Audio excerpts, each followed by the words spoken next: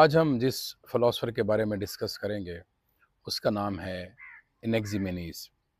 एनेक्सिमेनीज़ का ताल्लुक मेलिटस से था। एनेक्सिमेनीज़ भी एनेक्सिमेंडर की तरह मिलेसियन स्कूल जो थालीस ने बनाया था, उसका हिस्सा था और एनेक्सिमेनीज़ एनेक्सिमेंडर का शागिर्द था। एनेक्सिमेनीज़ के बारे में भी हमें प्लेटो और एरिस्टोटल से पता चलता है। अब आते हैं मेन क्लेम की तरफ।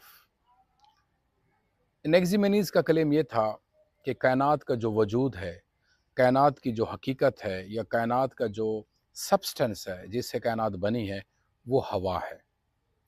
यानी कायनात हवा से बनी है। अपने इस क्लेम को साबित करने के लिए उसने 2-3 आर्गुमेंट्स दिए। पहला आर्गुमेंट तो उसने ये दिया कि जिस तरह इंसानी जिस्म में रूह का एक मेन किरदार है, रूह के बगैर इंसानी जिस्म रह नहीं सकता, इसी तरह हवा के बगैर कायनात का वजूद बाकी नहीं रह सकता। एक तो ये उसका आर्गुमेंट है। दूसरा आर्गुमेंट है कि हवा क्योंकि नज़र नहीं आती, लेकिन जो हवा की हकीकत है, वो सब पे वाज़ेह है।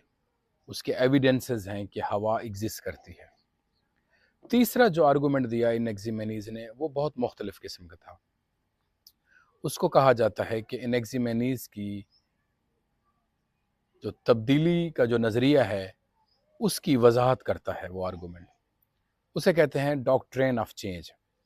एनेक्सिमेनीज़ ने कहा था, जो चेंज है, वो 2 तरह का होता है। ख़ुसूसन अब वो अपने क्लेम को यानी हवा इस कायनात का सब्सटेंस है, इसको साबित करने के लिए उसने कहा कि जो हवा है, वो 2 मुख्तलिफ किस्म की तब्दीलियों से गुज़रती है।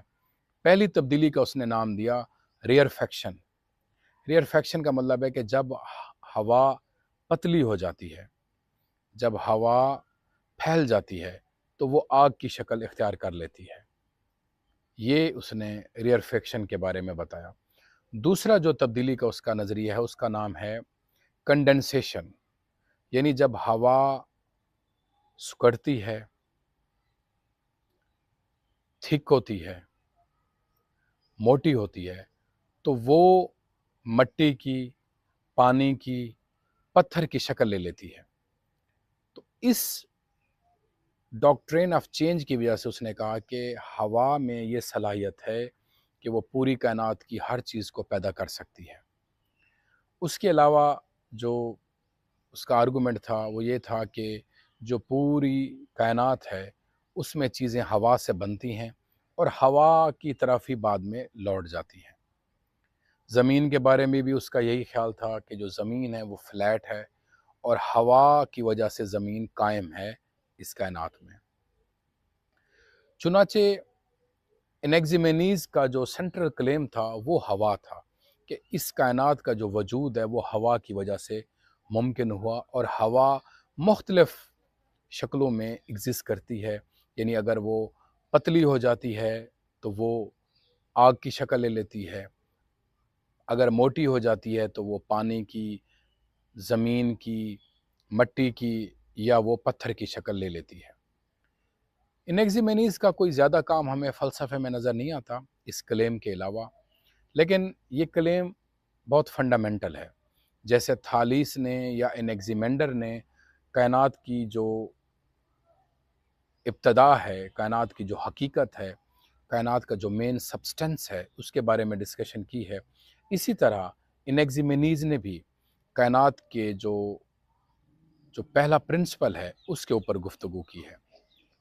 एनेक्सिमेनीज़ का बाद में जो फ़िलासफ़र्स आए, उस पे इन्फ्लुएंस रहा और बेशक उसका नज़रिया कमज़ोर है, लेकिन फिर भी उसने जो उस वक़्त के देवमलाई कहानियाँ थीं, मिथिकल स्टोरीज़ थी, उससे निकल कर एनेक्सिमेनीज़ ने भी अपने से पहले वाले फ़िलासफ़र्स की तरह एक अक़ल की तरफ लोगों को दावत दी। तो ये एनेक्सिमेनीज़ का एक शॉर्ट सा इंट्रोडक्शन था, उनके क्लेम और उनके आर्गुमेंट्स के बारे में।